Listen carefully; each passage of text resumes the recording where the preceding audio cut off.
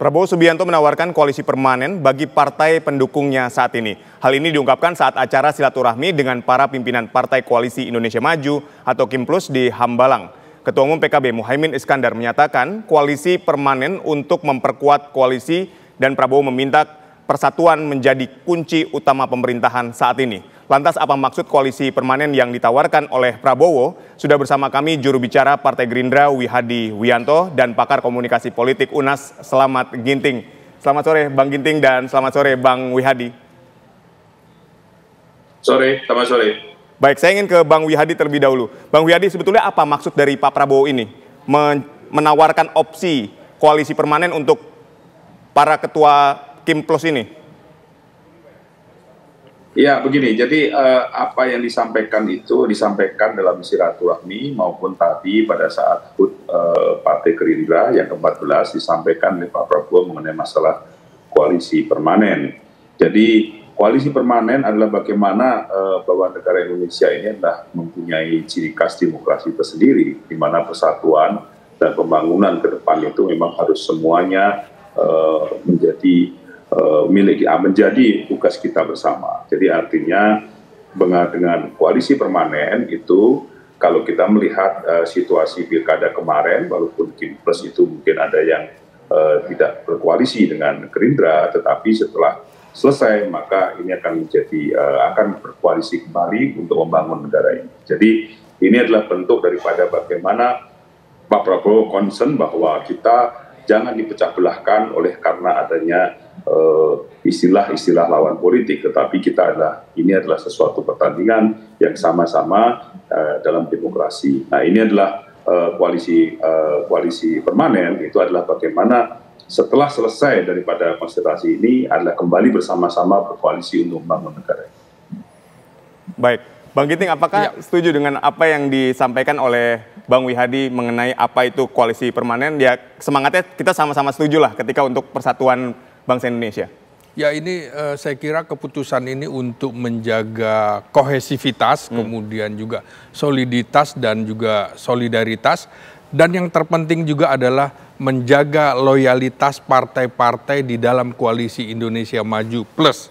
Karena sebenarnya ini adalah wujud dari bagaimana mengantisipasi situasi pada pemilu 2029 nanti setelah keluarnya keputusan Mahkamah Konstitusi yang membatalkan parliamentary threshold 20% itu.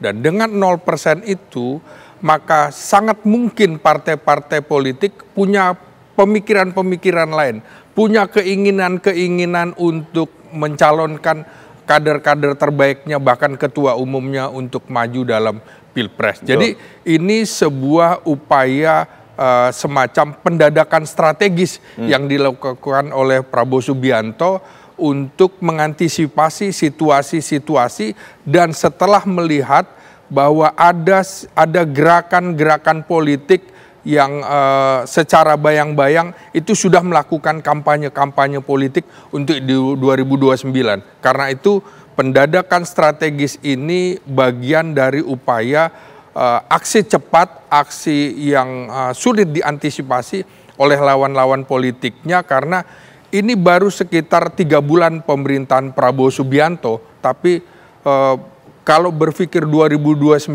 itu terlalu dini, tapi dalam politik itu semuanya harus disiapkan sejak semula. Ya, jadi maksud Anda ini mengunci ketua partai politik yang tergabung dalam KIMPLUS ini supaya tidak bisa bergerak menuju 2029? Ya, bisa saja begitu. Jadi rivalitas politik tentu saja ada di dalam partai politik, di dalam Gerindra itu. Baik. Supaya kemudian juga jangan mencalonkan pihak lain, juga rivalitas di dalam pemerintahan. Di situ ada wakil presiden yang kemungkinan juga berpikir untuk menjadi calon presiden pada 2029 mendatang. Begitu juga para ketua umum partai politik yang menjadi anggota kabinet. Baik, saya ingin ke Bang Wihadi. Bang Wihadi, ini ada upaya dari Gerindra nih, ini analisisnya ya, upaya dari Gerindra ini untuk mengunci KIMPLUS, menyikapi keputusan MK soal ambang batas presiden ini. Apakah Anda punya pendapat yang berbeda dengan ini? Ya, kalau melihat apa yang disampaikan oleh Pak Prabowo dalam 2 kali kesempatan itu, yang di acara koalisi KIM dan juga KIM Plus dan juga pada saat ulang tahun itu adalah bagaimana bahwa koalisi itu kan tidak hanya pada saat konsultasi, tapi setelah pemerintahan itu berjalan kan koalisi itu kan juga mesti harus ada. Nah, dengan adanya koalisi yang benar-benar menjadi suatu koalisi yang permanen, artinya setelah adanya konsultasi yang berbeda, tetapi pada saat ada yang menang, itu akan menjadi satu koalisi kembali untuk membangun negara ini. Ini yang disampaikan oleh Pak Prabowo dalam kesempatan itu.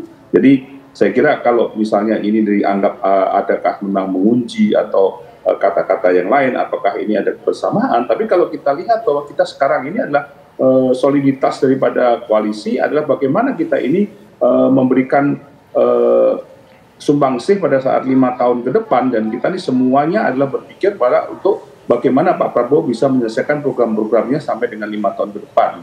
Jadi ini adalah merupakan satu hal yang jelas bahwa kita adalah merupakan kesoliditasan daripada koalisi, dan ini boleh dikatakan bahwa koalisi ini akan berjalan.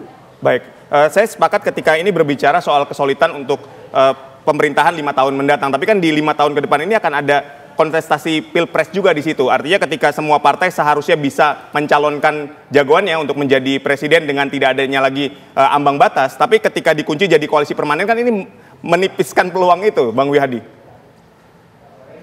Saya kira kata-kata mengunci itu kan mengunci yang gimana yang dikunci, karena kan bagaimana kan Pak Prabowo menawarkan bahwa ini koalisi permanen. Koalisi permanen ini adalah bagaimana kita ini melihat sikap kita bahwa kita ini adalah menuju persatuan. Kita harus berkoalisi bersama-sama untuk membangun negara ini. Ini kan selalu semangat daripada Pak Prabowo bagaimana membangun negara ini dengan kebersamaan bersama-sama. Dan itu ditunjukkan oleh sikap Pak Prabowo daripada saat 2019 di mana setelah konsolidasi Pak Prabowo dikalahkan oleh Pak Jokowi, Pak Prabowo berkoalisi dengan Pak Jokowi untuk bagaimana membangun negara ini dalam pemerintahan ke depan, 5 tahun ke depan. Jadi ini adalah merupakan salah satu bentuk memang tekad Pak Prabowo adalah bagaimana yang namanya koalisi permanen itu ada koalisi yang untuk membangun kebersamaan dan persatuan daripada untuk membangun kesejahteraan rakyat kita ini. Baik. Saya ingin ke Bang Slamet. Bang Slamet, ketika berbicara koalisi permanen ini kan dalam politik ini semuanya sifatnya dinamis, kemudian cair. Apakah mungkin ada komitmen yang juga kuat untuk koalisi permanen ini sampai 2029? Ya, politik itu kan tidak ada yang pasti, apalagi kepentingannya berbeda-beda. Jangankan bulanan atau tahunan, harian juga bisa berbeda. Nah, jadi saya melihatnya bahwa Prabowo juga memanfaatkan tingkat kepuasan publik kepada dirinya sampai 80%. Nah, kalau tingkat kepuasan ini sangat tinggi, maka partai-partai di koalisi KIM itu akan berpikir ulang apabila kemudian mencoba keluar dari koalisi itu, mencoba untuk mengganggu dalam pengertian ingin bersaing. Saya kira sebuah keputusan konyol kalau kepuasan tinggi kemudian berseberangan. Karena itu mumpung tingkat kepuasannya tinggi, maka kemudian ini untuk mengantisipasi juga faksionalisme dan juga diaspora kepentingan yang berbeda-beda di dalam partai politik. Tentunya salah satu tujuan yang terpenting di dalam pembangunan partai politik adalah meraih kekuasaan itu. Nah, karena itu Prabowo juga melihat bahwa ini ada kesempatan dan pendadakan strategis yang memang tidak diperkirakan dalam sepekan ini. Begitu dinamisnya kepentingan politik, pertama misalnya ada puji-pujian terhadap Presiden Jokowi, dan itu tidak disangka-sangka justru pujian itu meninabobokan Jokowi, dan kemudian kemarin keputusannya dari Rapimnas kemudian menjadi Kongres luar biasa dan juga penetapan Prabowo kembali menjadi ketua umum. Dan juga keputusan yang sangat jitu menurut saya adalah mengusulkan koalisi permanen, yang itu tentunya menurut saya memang agak prematur, tapi kita akan melihat ke depan dinamika apa yang terjadi. Dan ini juga sesungguhnya cara Prabowo untuk juga melihat loyalitas di antara koalisi. Tapi Anda melihat koalisi permanen ini prematur?